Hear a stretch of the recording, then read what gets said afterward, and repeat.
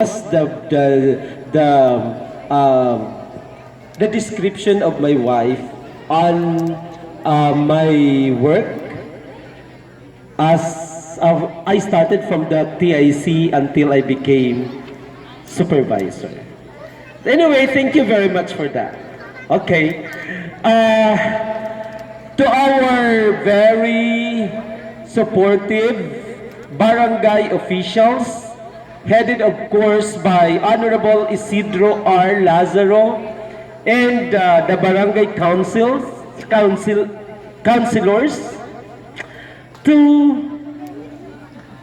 the son and your very own son of Tinigban, the SK Federated, Honorable Justin Gacoma, who is with us tonight, to the teaching staff of Jacinto Ramilo Elementary School, headed by Mr. Raul Royo, the newly promoted Principal 1, and of course with his very supportive teachers. I was looking around just this when I arrived, but I cannot see. But I can see nobody from elementary people here, and I hope that they are here for just to show that we are one in the Department of Education. To the teaching staff also in faculty of teaching and non-teaching personnel of Tinigban National High School, headed by the very active and beautiful Mr. Ariel Rosas, the officers of the Parent Association who are with us today, and I think SGC or SPT, I think that's it, and the parents of the reigning beauties, and of course our reigning beauties and their concerts. Sa mga estudyante na adin niyan, and to our parents who witnessed this very memorable occasion of Tinigban, the 49th founding anniversary. To all of us, happy 49th founding anniversary and good evening. Palakpakan natin ang kada usad sa aton. As I can see, this is a memorable occasion for Tinigban.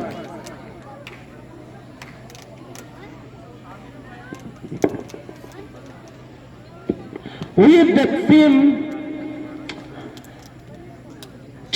Tinigban National High School, championing education towards its golden year. Sabi ko kanina, it's golden year. Parang kulang yata ng isang taon. It's still, it's 49th founding anniversary. But towards golden year. If this is fabulous today, much more next year. The celebration of 50th anniversary of Tinigban National High School. As I listened to Sir Gacoma when he read the story of Tinigban National High School, sabi ko, it was founded in 1974. I was 3 years old then. Diba? 3 years old, and I think this is one of the oldest high schools here in Aroroy, na Tinigban, with of course those people who heeded the creation of Tinigban National High School. One thing that came to my mind when I reflected it, sabi ko, kung wala kaya yung mga tao na sinabi doon as founders of Tinigban National High School, meron kayang mga nag-graduate? Meron kayang mga asinsado na ngayon? Meron kayang founding anniversary na mangyayari? Precisely wala. So what does the message of this establishing of the school? First of all, I myself and you, I would like you to thank those our old folks, ang ating mga matatanda, ang ating mga tao na nagpursige na magkaroon ng high school, ang Tinigban National High School o ang Tinigban. Bakit? Hindi magyang ganito ngayon ang Tinigban kung walang high school dito. Bakit? Walang maging guro, walang maging yung mga nag-graduates dito na kung ano-ano ang mga kurso, iba-iba. I know and I understand that.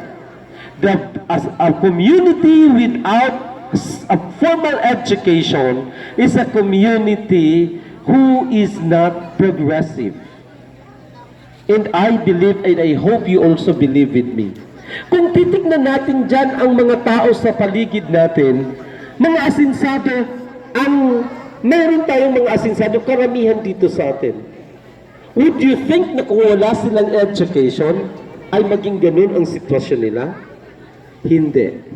So, my dear mga taga-Tinigban people, palakpakan natin ang ating mga ancestors, ang mga old folks natin na nagsakripisyo, na nag-spend ng kanilang time and money just to establish as high school, Tinigban National High School, as we called it today. Hindi basta-basta ito.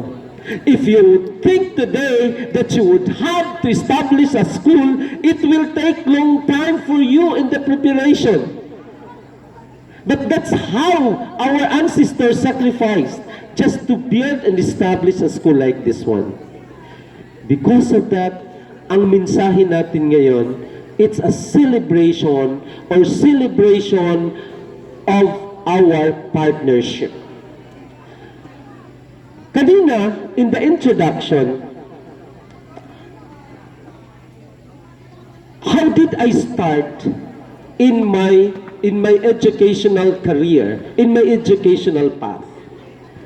Ako ay could relate yung binasa ni Sir Gakuma kanina, who established a school also. I began to establish a school without any financial support.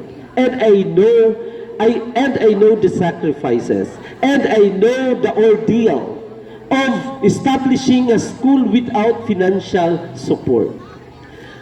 In Masbate, kanina, I became a TIC in 1992. Because I landed in the Department of Education, 1991, I was 20 years old then. I started to become a TIC at the age of 21 years old. So when I reached 25, I was already a head teacher. So when I was already in 1998, I was a principal one.